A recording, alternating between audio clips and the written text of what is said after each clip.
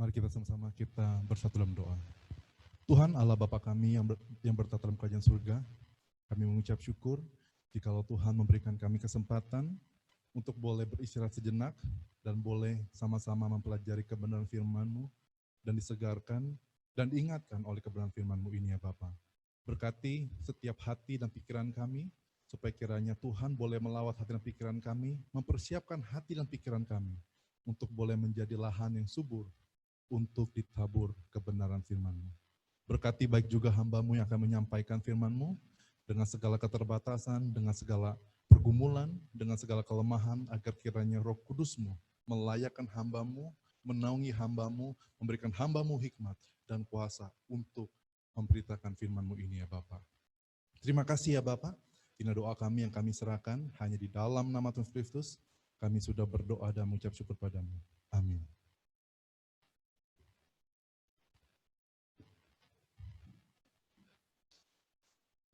Ya Bapak Ibu Saudara sekalian, sudah cukup lama saya tidak mengunjungi kampus ini, FTII Jakarta, di mana saya boleh diberikan kesempatan oleh Tuhan mendapatkan FTH saya dan juga MTH saya dari lembaga ini. Dan ketika setiap kali saya melanjutkan kuliah, orang-orang yang lebih senior, orang-orang yang lebih tua selalu memperingatkan saya Bapak Ibu. Memperingatkan seperti ini, kamu sudah belajar, kamu sudah ditempa, kamu sudah meluangkan waktu yang cukup banyak di dalam seminari.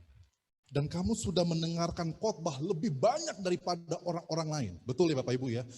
Apalagi kalau misalnya di FTII. Dulu Bapak Ibu itu khotbah 1 minggu itu ada 4 kali di FTII setidak-tidaknya. Kemudian hari Minggu kita juga ikut khotbah. Setidak-tidaknya Bapak Ibu 1 minggu ada 5 kali khotbah. Sekali lagi, setidak-tidaknya 1 minggu ada 5 kali khotbah. Terus kita ada berapa kali Bapak Ibu? Di dalam 1 tahun, kita ada 52 minggu. Terus kita lulus 4 tahun Bapak Ibu, bayangkan. 52 minggu dikali 5 dikali 4. Banyak sekali Bapak Ibu ya. Itu untuk S1-nya saja. Ketika kita sudah mulai S2, kita diberikan kepercayaan lebih. Kita diberikan menyampaikan kebenaran firman Tuhan. Bukan hanya kita mendengarkan firman Tuhan, tapi kita menyampaikan firman Tuhan kepada jemaat dan kepada umat Tuhan. Dan perkataan ini selalu diingatkan kepada saya. Kamu hati-hati. Karena dibandingkan dengan orang awam, kamu itu lebih banyak mendengarkan firman Tuhan. Jangan sampai semakin banyak kamu mendengarkan firman Tuhan, semakin banyak kamu menerima firman Tuhan, dan semakin banyak kamu datang kepada persekutuan-persekutuan, bahkan mengkhotbahkan. Jangan sampai tidak ada perubahan dalam hidupmu. Karena begini Bapak Ibu, ada 2 di dalam kehidupan Kristen. Entah kita semakin bertumbuh, atau kita semakin rusak. Cuman 2 Bapak Ibu. Kita tidak akan mungkin bisa di tengah-tengah. Tidak akan mungkin kita bisa netral. Tidak akan mungkin kita bisa stagnan. Cuma ada pilihannya, cuma ada 2. Entah kita bisa semakin lama semakin serupa dengan Kristus, atau kita semakin serupa dengan dunia. Semakin lama kita semakin setia kepada Kristus, atau justru kita semakin lama semakin jahat hati kita. Hati kita semakin jahat, motivasi kita semakin lama semakin buruk, dan pikiran kita semakin lama semakin tidak baik. Nah, bersyukur Bapak Ibu. Pas pendahuluan saya selesai, dan ini Bapak Ibu, kita akan mempelajari dari Matius 21 ayat 33 sampai 46. Tetapi Bapak Ibu, sekali lagi, jadi sebetulnya khotbah ini tuh bisa ada 3 khotbah sekali lagi. Ketika kita mengkhotbahkan perumpamaan, itu bisa jadi 3 khotbah Bapak Ibu, setidak-tidaknya. Yang pertama adalah bagaimana cerita atau narasi yang berkembang sehingga klimaksnya kepada perumpamaan tersebut. Lalu berikutnya yang kedua, jadi itu latar belakangnya, perkembangan narasinya. Lalu berikutnya yang kedua, bagaimana kita mengekspos narasi tersebut. Lalu berikutnya yang ketiga, dampak dari narasi tersebut atau kelanjutan dari narasi tersebut. Itu sebetulnya itu ada 3 Bapak Ibu ya, ada 3 penggalian. Tetapi Bapak Ibu, saya hari ini hanya memfokuskan kepada perkembangan narasinya saja. Oke Bapak Ibu. Oke, slide-nya bisa diturunkan. Ya, saya akan secara ringkas Bapak Ibu. Wah, ini mungkin badan saya terlalu besar sehingga menutupi Bapak Ibu. Jadi Bapak Ibu, kita bisa melihat Bapak Ibu ya di sini. Maaf kalau misalnya terlalu padat tulisannya. Jadi Bapak Ibu, sebetulnya ini merupakan perkembangan narasi dari perumpamaan para pekerja anggur. Jadi Bapak Ibu saya akan berikan kira-kira narasi yang diberikan oleh Yesus, yang dituliskan oleh Matius. Jadi cerita ini Bapak Ibu semakin lama semakin berkembang. Semakin lama sehingga menujunya ujung-ujungnya kepada klimaksnya Bapak Ibu. Nah, latar belakangnya seperti ini Bapak Ibu. Ada cerita penolakan, yaitu di dalam Matius 21 ayat 23 hingga 27. 23 hingga 27. Ini secara ringkas. Intinya adalah ada beberapa tokoh yang terlibat di sini. Di sini adalah imam-imam kepala dan tokoh bangsa. Mereka sebagai orang yang melawan Yesus, Bapak Ibu ya. Mereka melawan Yesus. Bagaimana Bapak Ibu melawannya? Bagaimana mereka melawan Yesus? Karena Matius mencatat sikap mereka. Mereka mempertanyakan tentang otoritas Yesus. Yesus, kamu itu ketika seperti ini, ya kan? Otoritasmu ini datang dari Tuhan atau datang dari manusia? Nah, itu dia Bapak Ibu. Menarik ya. Itu sebetulnya pertanyaan. Itu pertanyaan yang wajar Bapak Ibu.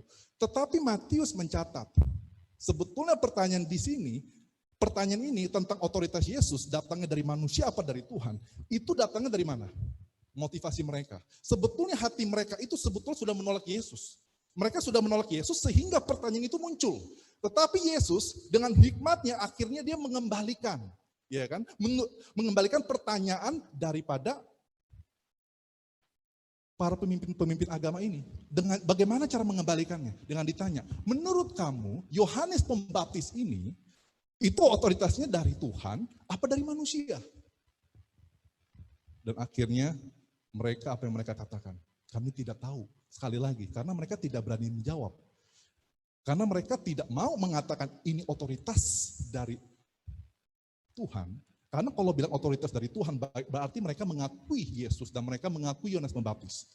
Jadi, tapi begini sekali lagi, mereka itu udah menolak Yesus. Jadi mereka tidak mau jawab iya.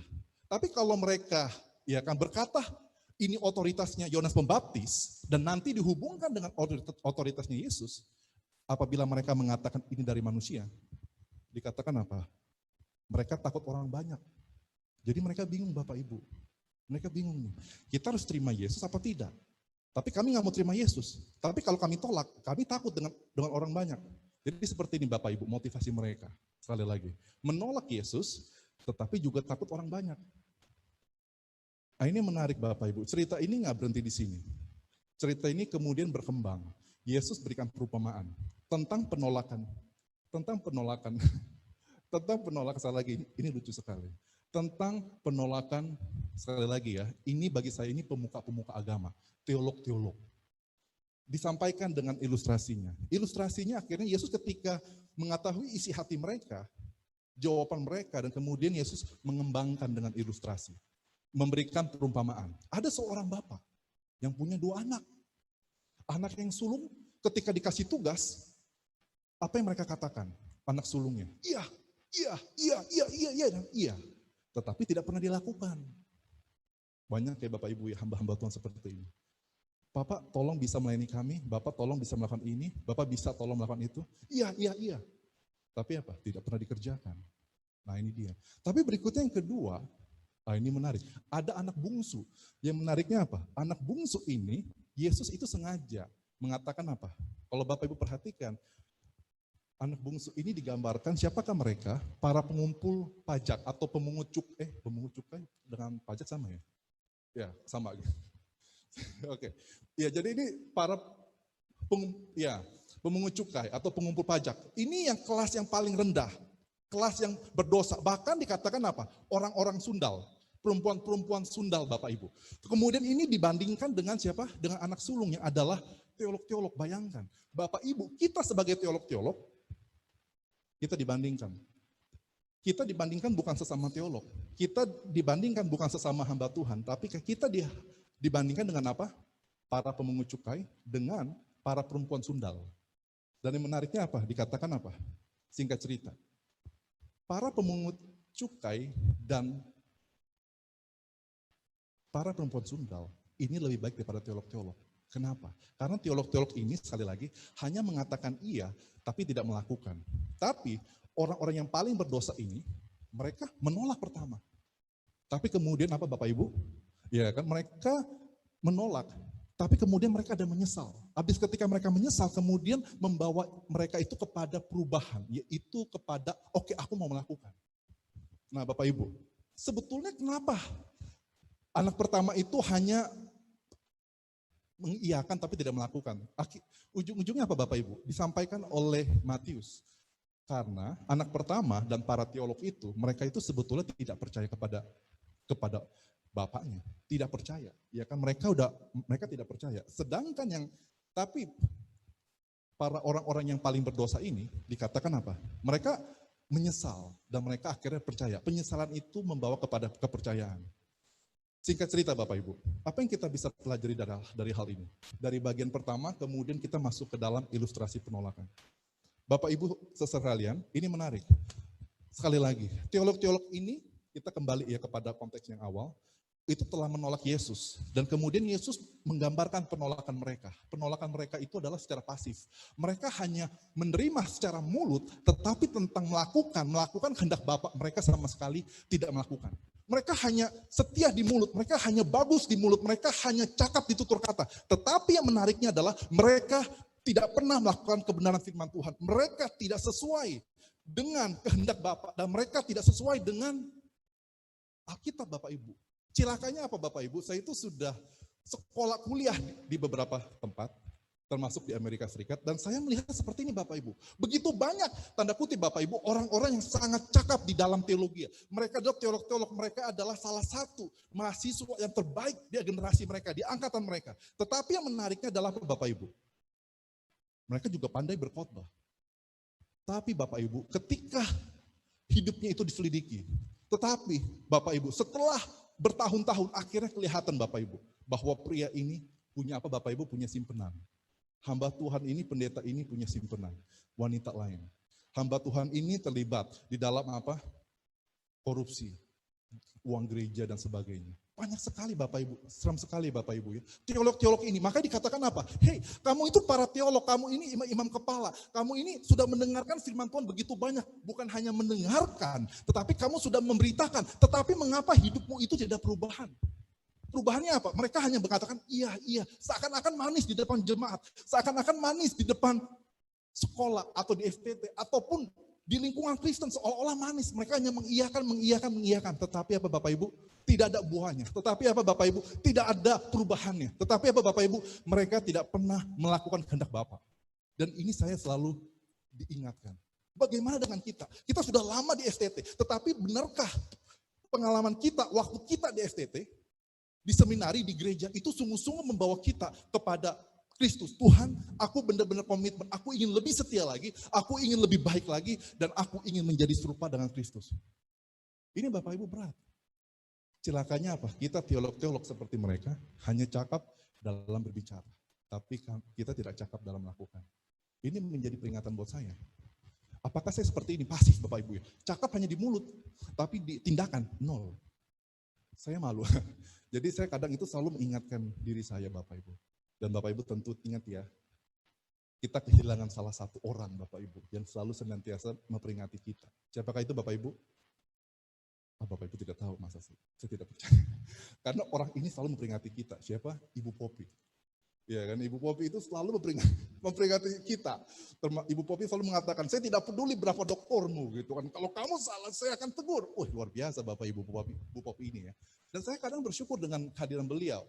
Meskipun kadang di SMS begitu panjang dan sehari itu bisa berkali-kali gitu loh. Tapi saya sangat bersyukur Bapak Ibu, masih ada orang yang setia mengingatkan saya bahwa saya ikut Tuhan itu bukan hanya semata-mata pengetahuan untuk mendapatkan gelar, untuk mendapatkan populasi, hanya untuk mengatakan iya supaya saya disetujui oleh orang, supaya saya diterima oleh orang, karena saya takut dengan orang banyak. Bukan. Masalahnya adalah ketika kita mengikut Tuhan, itu bukan kita diterima atau tidak oleh orang banyak, tapi bagaimana kita melakukan kehendak Tuhan. Perhatiin Bapak Ibu ya, pasif, hanya mengatakan iya, tetapi tidak ada kelakuan. Tapi Bapak Ibu ini menarik, naik, masuk ke yang keaktif. Iya kan? Ini sebetulnya peningkatan Bapak Ibu. Meningkatkan. Jadi Yesus itu menggambarkan kejahatan para teolog ini dengan lebih luar biasa lagi. Ini klimaksnya Bapak Ibu. Klimaksnya. Kejahatan para teolog ini Bapak Ibu, kalau Bapak Ibu perhatikan di dalam cerita ini, dikatakan apa? Jadi pemilik kebun anggur ini mengirim beberapa hamba, ya kan? Hamba pertama dipukulin, hamba kedua juga, bahkan ada yang dibunuh. Itu hambanya satu-satu kan dikirim kan. Kemudian Alkitab mencatat, akhirnya pemilik kebun anggur ini mengirim grup, ada kata grup, kelompok hamba ini. Dan kemudian apa? Tetap saja dianiaya. Jadi menariknya apa? Ini ada peningkatan. Yang kedua ini, ilustrasi penolakan yang pertama ini, itu pasif, hanya mengatakan, tapi nol kelakuannya. Tapi di sini mereka bertindak sesuatu. Tapi bertindaknya ini sangat jahat Bapak Ibu, sangat jahat. Mereka membunuh, ya kan, mereka menyiksa, mereka menganiaya. Bahkan bukan hanya hamba-hamba daripada pemilik anggur ini, tetapi juga apa? Anaknya. Mereka berpikir, oh anaknya ini datang. Marilah kita bunuh dan kita ambil warisannya. Bapak Ibu perhatikan nggak peningkatannya? Begitu jahatnya. Bapak Ibu, akhirnya ayat 45 hingga ayat 46 dikatakan apa? Ketika Yesus menyampaikan perumpamaan ini, betapa pekerja-pekerja ini sangat jahat. Meningkat kejahatannya, bukan hanya kejahatannya itu tidak ada perbuatan, tapi sekarang ada perbuatan, tapi perbuatan ini sangat destruktif. Nah, dan mereka menariknya. Matius mencatat, para teolog-teolog ini menyadari bahwa Yesus sebetulnya sedang berbicara kepada mereka. Respon mereka apa Bapak Ibu? Respon mereka apa? Mereka marah. Jadi apa yang mereka ingin lakukan? Menangkap Yesus. Sekali lagi, ingin menangkap Yesus. Tetapi apa Bapak Ibu? Matius kembali mencatat. Tetapi takut kepada orang banyak. Sama kan? Tetapi takut kepada orang banyak. Diulang lagi. Jadi Bapak Ibu ini menarik. Kalau ketika kita mengikut Tuhan sudah sedemikian lama, tetapi tidak ada perubahan. Ini yang seperti yang disampaikan kepada saya. Kalau kamu mengikut Tuhan sudah sedemikian lama, tidak ada perubahan, semakin baik, ada kesimpulannya apa? Kamu itu semakin lama semakin handal di dalam kejahatan. Sekali lagi ya, itu cuma ada dua pilihan. Bapak Ibu semakin handal di dalam kebaikan atau semakin handal di dalam kejahatan.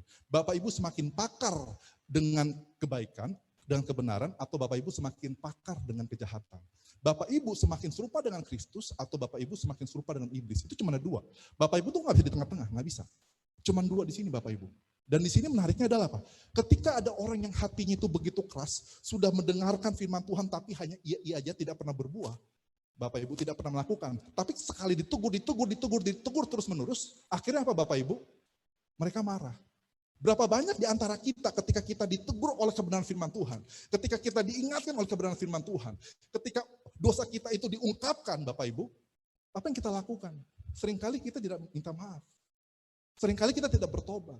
Seringkali kita tidak menyesal. Justru apa yang kita lakukan? Justru kita mencari-cari alasan. Kita mencari-cari pembenaran. Dan kita selalu, hati kita itu semakin lama semakin keras. Dan kita marah dengan orang yang menegur kita. Kita seringkali menjadi kecewa. Kita menjadi semakin kesal dengan orang yang dengan setia mengungkapkan kelemahan dan dosa-dosa kita. Kita makin marah, Bapak Ibu. Tetapi di sini adalah Bapak Ibu, Tuhan mengingatkan kepada kita. Kita boleh saja kita menjadi teolog, tetapi apakah pengetahuan kita ini mentransformasi hati kita? Dan saya ingin bersaksi Bapak Ibu ya. Saya itu di Amerika itu dulu ketika saya datang, kemudian sampai tahun 2017, saya itu ada satu grup. Ada satu grup Bapak Ibu. Ada satu grup. Dan grup ini adalah kita bisa bilang grup internasional. Karena isinya itu, grup kami itu terisi dari banyak orang-orang dari luar negeri. Ada yang dari Indonesia kayak saya, ada yang dari Filipina, ada dari Amerika, ada yang dari Serbia dan sebagainya. Ada yang dari China juga. Dan kami itu selalu belajar bersama, kami ngumpul bersama. Dan kami juga sharing bersama Bapak Ibu. Kami sharing tentang pergumulan kami sharing tentang kesulitan kami, kita juga sharing tentang bagaimana keluarga kami sharing. Dan yang menariknya adalah di dalam kelompok itu ada wanita dan satu wanita ini kita kasih inisial aja A, ya kan banyak kan A. Ketika kita sharing dan akhirnya ini menarik, dia itu sudah di seminar itu cukup lama, S2 loh, S2 cukup lama sekitar 5 tahun begitu. Dan akhirnya dia itu ketika mengerjakan paper sistematika teologi, saya ingat banget. Dia sedang mengerjakan paper sistematika teologi, kemudian tiba-tiba dia berhenti dari mengerjakan itu, dan kemudian dia menangis. Dan dia menangis gitu, saya kaget, kami terkejut. mengapa tiba-tiba bisa menangis? Dan kami bertanya, kenapa kamu bisa tiba-tiba menangis? Dia mengatakan begini, saya menangis karena saya itu nggak akan bisa dapat A. Jadi bagi dia, kalau dia nggak dapat A, itu dia menangis. Kalau dapat A minus aja dia menangis, Bapak Ibu. Dapat B plus juga menangis, Bapak Ibu. Jadi akhirnya dia mengatakan, saya itu udah belajar mati-matian, tetapi saya tahu ini nilai saya ini tidak akan bisa dapat A. Jadi dia menangis, dia menangis. Akhirnya kita bingung. Bagi kita, A minus aja juga masih cukup bagus ya Bapak Ibu ya. Tapi dia tidak. Akhirnya kami bertanya, mengapa bisa terjadi seperti ini? Akhirnya ketika dia menceritakan, kita bisa melihat bahwa motivasi dia ketika dia datang ke teologi ya, sekolah seminari, dia itu motivasinya memang ingin mengenal Tuhan. Tetapi di dalam perjalanannya itu, bukan mengenal Tuhan lagi yang menjadi tujuan utama, tetapi apa? Mendapatkan nilai. Menarik loh Bapak Ibu. Kadang mendapatkan nilai lebih penting daripada mengenal Tuhan. Seringkali belajar sampai malam itu lebih penting daripada bersaat teduh. Saya juga pernah ngalamin seperti itu Bapak Ibu. Saat teduh sekaligus juga belajar. Saya bilang Tuhan inilah saat teduh saya. Yaitu dengan cara saya belajar, buat paper. Tapi enggak Bapak Ibu. Akhirnya dia mengorbankan semuanya Bapak Ibu. Dia mengorbankan semua yang dibutuhkan untuk mengenal Tuhan. Akhirnya apa yang terjadi Bapak Ibu? Akhirnya dia fokusnya kepada hanya mendapatkan nilai yang baik, mendapatkan nilai yang baik. Dan ternyata benar, ketika nilainya keluar, dia itu tidak dapat A, tapi dapat A minus. Dan kemudian dia mengatakan, saya kecewa sama Tuhan. Saya pikir, dan gara-gara nilai saja kecewa sama Tuhan Bapak Ibu. Dan akhirnya saya tanya, bagaimana kamu kecewa? Dan dia mengatakan, saya merasa bahwa Tuhan itu jauh dari hadapan saya. Tuhan itu tidak sulit sekali menjawab doa saya. Tuhan itu sepertinya membiarkan saya di dalam kesesakan. Jadi saya, bahkan dia makan begini, saya tidak akan mau doa lagi. Saya tidak akan mau doa dulu, saya akan ambil break, saya tidak mau baca Alkitab, saya tidak mau doa, saya kecewa sama Tuhan. Gara-gara apa Bapak Ibu? Nilai. Dan akhirnya saya ingatkan kami semua ingatkan dia, kamu hati-hati. Kalau kamu terus-menerus memupuk seperti ini, kamu itu bisa kehilangan Tuhan. Dan dia mengakui Bapak Ibu, ini menarik ya. Selama perjalanan dia di seminari, justru di seminari itu menurut dia tidak membantu dia untuk mengenal Tuhan. Tetapi seminari itu justru akhirnya membuat dia semakin jauh dari Tuhan. Justru akhirnya dia mengatakan gini, saya sudah kehilangan Tuhan. Dan kata-kata ini yang menyakitkan kita. Dia mengatakan begini, bahkan saya sekarang sudah nggak tahu, saya itu masih jadi orang Kristen apa bukan. Dan dia mengatakan, saya kemungkinan besar saya adalah ateis. Dia hanya belajar teologi ya, sangat hebat Bapak Ibu. Kebanyakan nilai-nilainya A. Tetapi Bapak Ibu, dia mengabaikan yang paling penting itu menerima Tuhan, benar-benar menjalin relasi dengan Tuhan, memprioritaskan hubungan bersama dengan Tuhan, itu lebih penting daripada pendidikan. Mengenal Tuhan itu lebih penting daripada pelayanan. Dia mengorbankan semua itu, dan akhirnya dia kehilangan Tuhan, bahkan dia meninggalkan Tuhan. Jadi Bapak Ibu, biarlah perumpamaan ini mengingatkan kita. Kita itu teolog-teolog Bapak Ibu. Kita sudah diperlengkapi, tapi biarlah kita tetap Tuhan, aku ingin berjuang untuk mengenal Engkau. Meskipun aku di dalam banyak tugas, tanggung jawab, tetapi biarlah aku tetap berkomitmen untuk tetap menjalin relasi bersama dengan Engkau. Mari kita sama-sama kita ingatkan bahwa mengikut Tuhan bukan hanya sekedar pengetahuan, tetapi juga harus ada perubahan hidup Bapak Ibu. Mari kita sama-sama kita tundukkan kepala dan kita berdoa. Tuhan Bapa kami yang bertata di surga, terima kasih ya Bapak, jikalau hamba-Mu boleh berdiri dan menyampaikan kebenaran firman-Mu di tempat ini.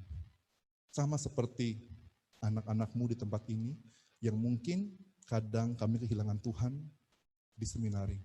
Kadang kami tidak bisa melihat Tuhan di dalam seminari. Yang kami lihat hanyalah tugas, yang kami lihat hanya merupakan pekerjaan, yang kami melihat hanyalah pelayanan, yang kami lihat hanyalah masalah, yang kami lihat adalah tantangan, yang kami lihat adalah tuntutan, akreditasi, dan sebagainya, sehingga membuat kami ini menjadi lemah dan lemah. Tetapi Tuhan, ajarkan kami supaya kiranya kami tetap setia kepada Engkau, tidak menolak Engkau, dan memprioritaskan Engkau. Biarlah kami boleh melihat relasi bersama dengan Engkau, menjalin hubungan yang intim bersama dengan Engkau setiap harinya. Meskipun tidak mudah, meskipun banyak tantangan, tetapi ajar kami supaya kami boleh memberikan segalanya untuk Engkau ya Bapa. Sama seperti Engkau telah memberikan segalanya hidupmu untuk kami. Terima kasih ya Bapa, berkati kampus ini, berkati Pak Soekardi sebagai ketua dan para pembantunya. Tuhan memberikan mereka hikmat, memberikan mereka kesatuan, Tuhan memberikan mereka kebijaksanaan supaya mereka boleh mengembangkan kampus ini. Dan biarlah kampus ini senantiasa berada di dalam perlindungan, penyertaan, dan kasih setia Tuhan, supaya boleh menghasilkan hamba-hamba Tuhan yang baik, bertanggung jawab, dan setia di hadapan Tuhan. Terima kasih ya Bapak. Ini doa kami yang kami serahkan di dalam nama Tuhan Kristus. Kami sudah berdoa dan mengucap syukur padamu. Amin.